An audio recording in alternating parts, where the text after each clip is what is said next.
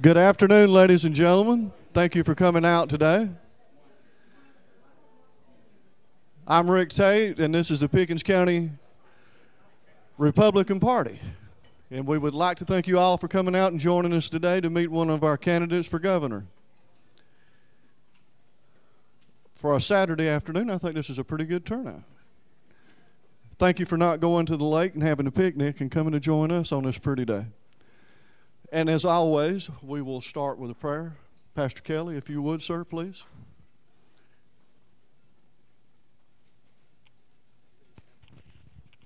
Let's pray. Heavenly Father, we thank you for the blessings of this day, this beautiful day that you've given to us today, and the life that you've given us. We ask that you would bless our day today, and specifically this time that we've gathered here to hear from another candidate for our great state. And I pray that you would bless our time together. May our conversation be pleasing to you, and may the time spent here be helpful to us as we seek to fulfill our civic duty. I pray your blessings on us today. In Christ's name we pray. Amen. Thank you, Pastor Kelly.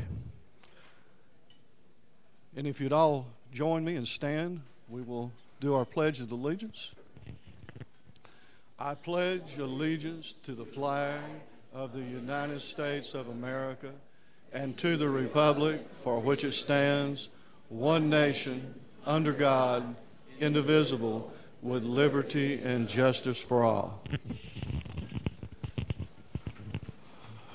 Today we are joined by John Warren, his wife Courtney, and John's pick for Lieutenant Governor, Pat McKinney. And first I'm going to introduce Mr. McKinney, and then he'll take care of the rest of the introductions for us.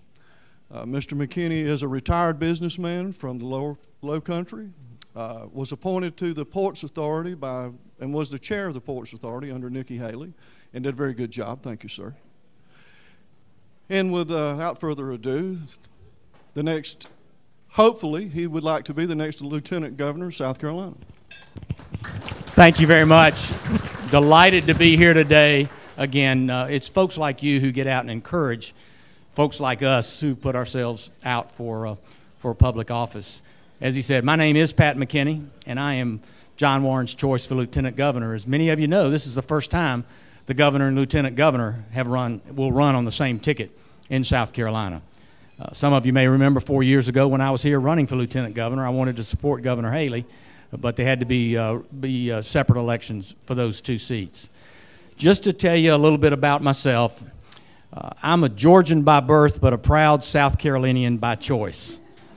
I've spent most of my young years in Atlanta, Georgia, growing up there. Dad was an insurance underwriter, mother was a homemaker. And I can tell you the money was pretty scarce, but the love wasn't. But my most vivid memories growing up, and I was talking to these two young men over here, my most vivid memories growing up related to personal responsibility, hard work, and individual initiative. And the best story I can tell you about that was when I was 15 and I wanted to get my driver's license. I went to Dad and I said, Dad, when can you take me to get my driver's license? He said, well, I'll get back to you, son. I didn't understand that. A couple hours later, he came back and he said, son, do you have $127? I said, no, sir, why? He said, well, I just called my insurance agent, and he told me that when I put you on that policy, it's going to cost $127 a year. And when you give me that $127, then I'll take you to get your license. That was a good lesson because it reminded me, and during my business career, I had a sign for many, many years on the wall facing my desk, so I looked at it every day. And it depicted a man on his knees praying. And the caption said, if you want your prayers answered, get off your knees and hustle. And I had to get off my knees and hustle to get that $127. I went on and graduated from Georgia State University, and that's my first job out of college was at Hilton Head with the real estate team down there at Sea Pines Plantation, and that's what brought me to South Carolina. 1975, I moved to Charleston and was involved in the development of both Wild Dunes on the Isle of Palms and for many years, Kiowa Island. And while in Charleston, 1984, I proposed to my wife, Pam, on Valentine's Day. I thought that was pretty cool. And it was at dinner at a little restaurant called Mary Ann's in downtown Charleston. And when I proposed, she looked right back across the table, and kind of like Dad, she gave me an answer I didn't expect. She said, before I answer your question, I have to ask you one. I said, okay, go ahead. Kind of swallowed hard. She said, do you have any plans to leave Charleston? I said, well, no. She said, good, then the answer's yes. We've been blessed. I have 3 daughters, grown, 3 wonderful sons-in-law who are all men of faith and leading those families, 6 grandchildren under the age of 6, 4 in Greenville, 2 in Johnson City, Tennessee. So my wife and I just burn up that I-26 and 385 going up and down to see those grandchildren. But I'm very, very honored John has asked me, because what I see in John Warren is a dynamic and committed conservative, much in the mold of my friend Nikki Haley. He's exactly what this state needs as we want to move forward into the 21st century. I'm proud he asked me to be here, and I would just like you to strongly consider his words. The one thing that maybe you don't know, and you'll see that today, you get something else with John. You get a wonderful young lady, an accomplished woman in her own right, who will be our first lady. She's a businesswoman, she's a mother, and she's a wife. And I'd like to ask Courtney to come up and tell us a bit about her husband, John Warren. Hi, everyone. I'm Courtney Warren, and John and I have been married for nearly 10 years, and we are so proud. I am so proud. I know John's mom is so proud. She's right here with us. Jerry's here today. That he's following a calling he feels to serve the people of our state. I'm honored to stand with John for something we feel is so vital to the health of the state. I'll tell you, the more that we're in this race and the more we're traveling around and meeting with incredible people, the more we see the desperate need South Carolina has for competency, professionalism, and integrity in Columbia. You can read John's bio and his platform, and I think it's pretty clear. He is obviously the best choice for governor. There's a pretty stark contrast between the candidates when you really examine what they've done, how they've achieved that, and what they say their vision is for going forward. Now, I can say all that because I'm his wife, but I also say it as a strong conservative, a proud South Carolinian, and a working mom. I just have a couple minutes, and I think I can be most helpful today by sharing with you about the John that I know. So I'll tell you a little bit about his relationship with me, with our family, and his achievements prior to getting into the race. The main thing I want you to hear from me is that John is a man you can trust to do what's right and to do the right thing. John and I met on a blind date a couple months after he returned from his first deployment to Iraq. I had just left the White House, where I was a writer for President Bush, and was about to move to Argentina on a Rotary scholarship to complete my master's. It was not a convenient time for either of us to meet someone. Well, after 3 dates in 1 week, John said, hey, you know we're going to be married one day. Hey, see, he's a planner. He loves to have a plan and carry it through. I wished him luck and moved to Argentina. But John followed up. And about 3 weeks later, this package from John to me arrived at the U.S. Embassy in Buenos Aires. And inside were dozens of letters. They were individually labeled for me to open at various intervals throughout the next 6 months. It was unbelievable. And I'll tell you, during his second deployment and my time in a country where I didn't know a soul, I came to know John through letters and tons of emails. I came to know his loyalty and his love for God, his country, his family, and his fellow Marines. And John shared with me how 9/11 changed the direction of his life and influenced his decision to join the Marine Corps, where he led over 300 combat missions and was decorated for valor. He wanted to fight to defend his country, just like his 2 grandfathers had done in World War II. So fast forward 10 years, John's a dedicated husband. He supports me both personally and professionally. And he goes way beyond just saying he supports my career. He backs that up with deliberate actions, even when it's not convenient for him. For instance, a couple years ago, he made this dramatic shift to his schedule, from working late at night, sleeping in a little, to setting his alarm at 4 a.m. every day, getting in the office and getting a whole day's work done before anyone else had even had their breakfast. He made this shift from night ops to morning ops, as he called it, because it fit better with my routine, and more importantly, it allowed us to spend more time together as a family. John is someone that I trust to be my partner. And this translates directly into the incredible experience we have right now of raising 2 boys together. Stevie's 2, and Drew is 4 months old. And John is a dad who is present. He balances his schedule so he can take time to be there for the kids. He's reading to them and playing with them and feeding them and bathing. And right now, he plays with a lot of dump trucks and diggers. Those are the current toys of choice around our house. And he does it out of duty, but also desire. It's how he can love our family well. And I laugh at night when John and I are putting away the gazillions of toys. I'm grateful that these boys have a role model. And I'm proud that Stevie and Drew won't know a day that their daddy wasn't serving the men and women of our state. I think it's important for you to know, John has been pro-life, pro-kids, pro-family long before I met him, and he will be long after this election. So I'm grateful for John as who he is as a dad.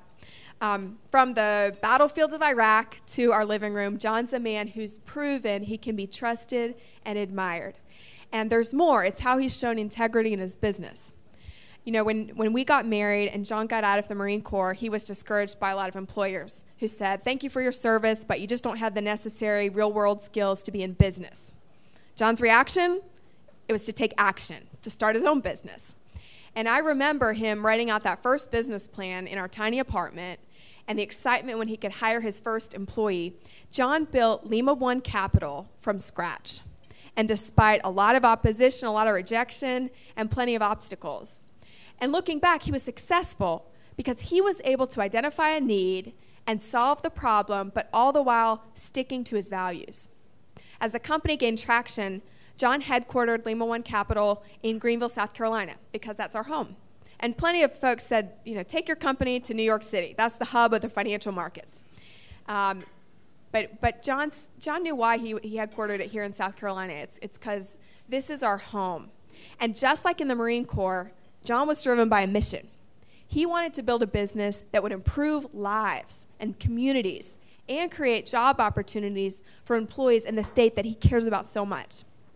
I'm proud of the business John built because it's not just about the bottom line. From the start, John really set a tone at the company that you hire people based on their core values. Then you train them the job skills, not the other way around. I think about a lot of employees, a lot of them had difficult backgrounds, and now they've got opportunities largely because of my husband's hard work. I think about one employee who John and I met at a function. She was a waitress, and John just saw that this woman had a diligence and ambition to further her career. And despite having no background in finance, she was given a job the next week. Well, she has since earned promotion after promotion, all the way up to running a major division of the company. I say give her credit and give John credit for seeing her potential and giving her that opportunity that she deserved. So I think we can see John's a man who sticks by his commitments, whether to his wife, his family, or his business associates. And this is the man that South Carolina needs. John will bring his duty and desire to see a mission through to success. He will bring honesty, accountability, and security to South Carolina, just as I've seen it time and time again in our marriage, with our family, and in his service to our country. These are the reasons why I am confident in asking you to vote for John on June 12th, which is Tuesday, and to join with us in this mission. So thank you for your time today, and thank you, John, for your willingness to serve.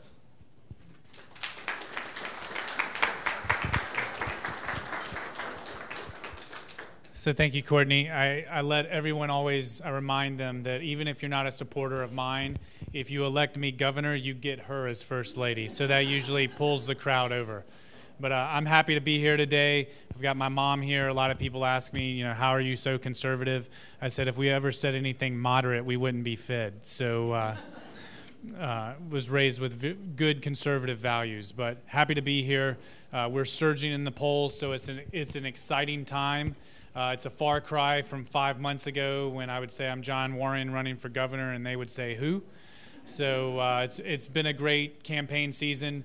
It's been terrific traveling across the state. I have really felt great about our state and how many good people we have throughout the state, how many good conservatives we have, so many hardworking people that love our country and love our state. So over the past 5 months, I think Courtney and I have been really blessed to get out and meet people, and today is no different. So ultimately, I start all of these conversations the same way, and I have for 5 months, so why stop now? I am a businessman, a conservative, and a Marine. And what I am not is a career politician, a government insider, or a lawyer. And I'm running because I love my state, and I think we have everything going for us as a state except our state government.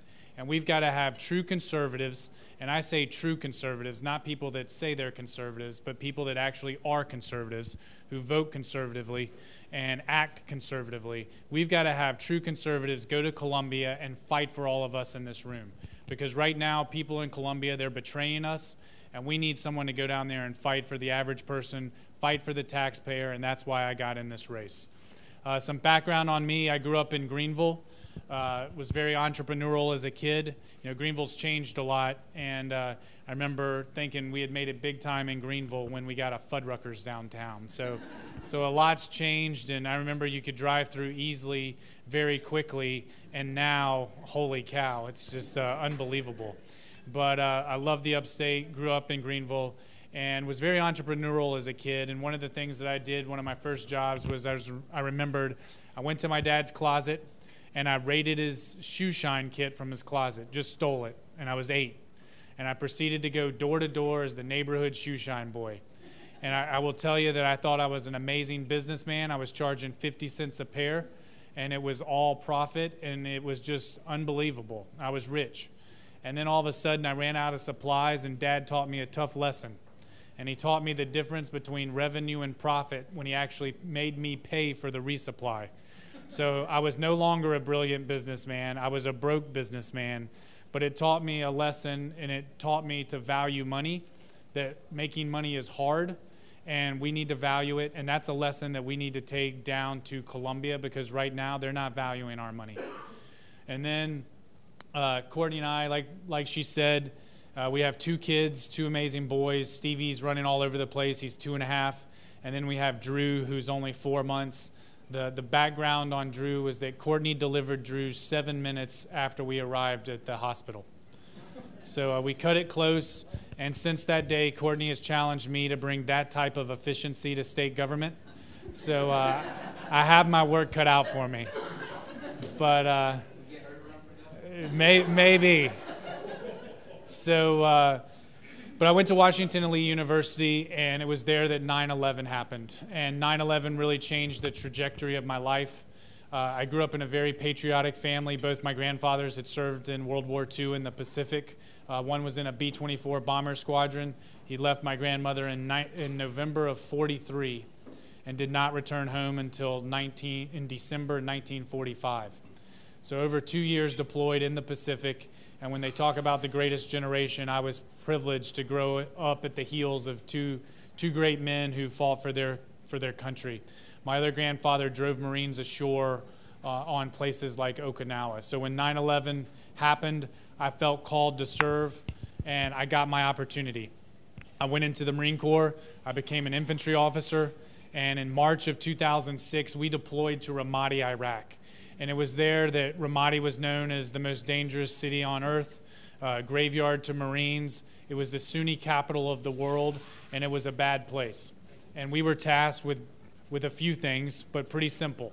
Number 1, bring stability to a region that had not known it for some time. 2, to protect the population. And 3, eradicate Al-Qaeda that was operating in the area. And it was a tough fight. We were over there for 7 months. Over the course of the 7 months, we really came up with innovative counterinsurgency tactics, to where we decided that we had to partner with the local sheiks, imams, tribal leaders in order to learn who was Al-Qaeda, who wasn't, and then systematically remove Al-Qaeda from the battlefield. And that's what happened. So the deployment, it was tough. My platoon earned 1/3 Purple Hearts in our 7 months due to casualties, and we lost 18 killed in the battalion. But ultimately, we had a huge impact in the city, and our counterinsurgency tactics worked. And 6 months after we left, all of Anbar province was secured and turned over to the Iraqi army, only to have it turned back over to ISIS under Obama several years later. But ultimately, I will tell you that fighting for my flag and leading Marines in combat was the greatest honor of my life, and I would not trade that 7-month time period for any other.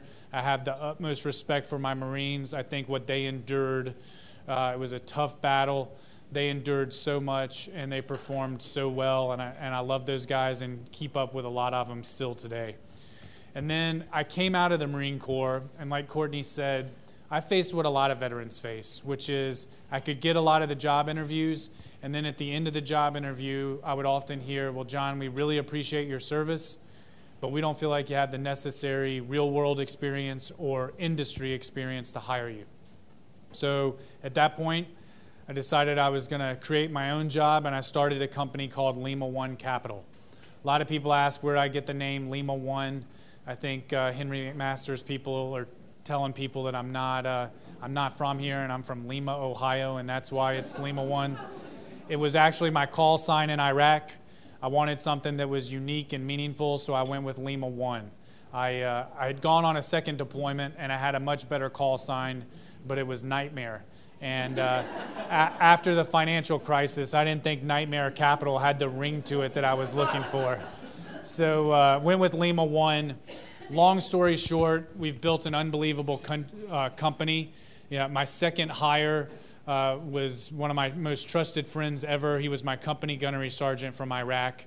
He's a 22-year retired Marine Master Sergeant who had been on 9 deployments. And there's no one in the world I respect more than John Thompson. He's still the company's COO today, and we've built a really great company, and it starts with our people. But we do lending to real estate investors across the country. We lend in 42 states. We manage now over $1 billion. We're headquartered in Greenville.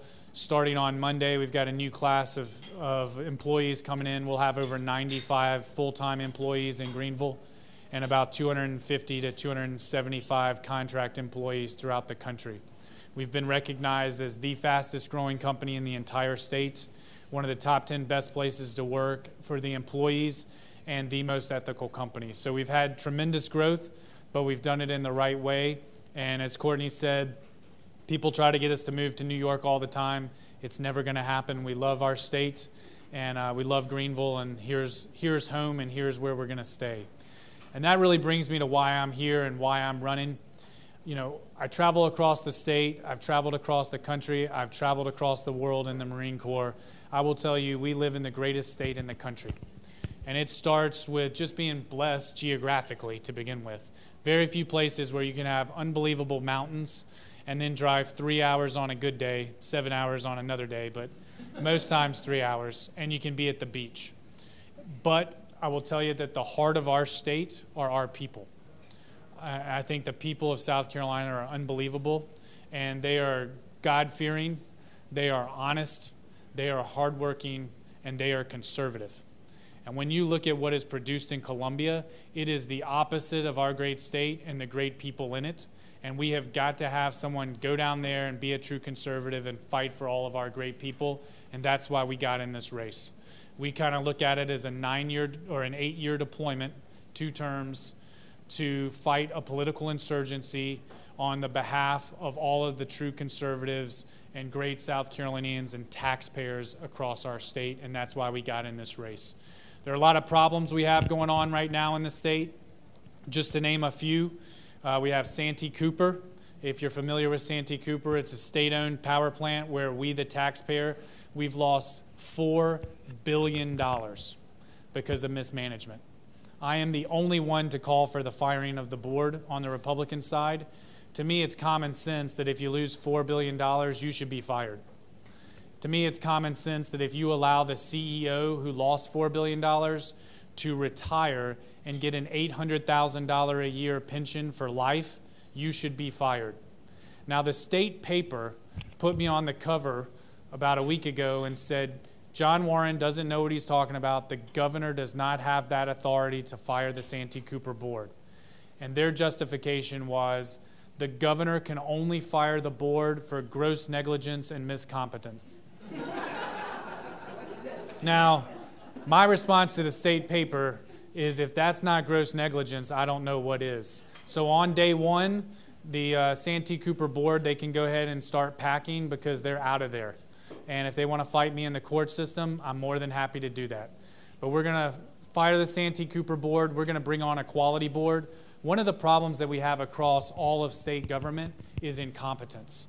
And if you look at the Santee Cooper board, they're managing a power plant. They're in the energy field. There are only 2 people on the entire board that have any energy sector experience. No wonder they lost $4 billion. So the next thing I'd like to do with Santee Cooper, I want to bring in a team to do a forensic audit because I want to know where our money went. Because I guarantee you corruption's involved, and I want to get to the bottom of it, and I will fight for the taxpayers to get our $4 billion back if possible.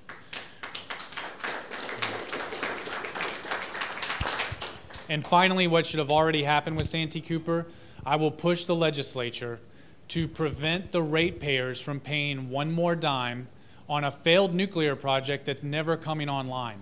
That is criminal. It should have already happened back in December, and I will fight hard for the ratepayers who are still paying for that failed VC Summer nuclear project. Moving on to some other positives, I'm being facetious. Education system. You know, any college football fans in here? So I'm a huge college football fan. If my team finished dead last in D1, I would be appalled. I think all of us would be appalled. But that's the state of our education system. We're dead last in the country. Over the past 3 years, it's gotten worse. So we have got to have a governor who understands business and, you know, also takes conservative principles and applies them to our education system. What's the liberal solution for everything?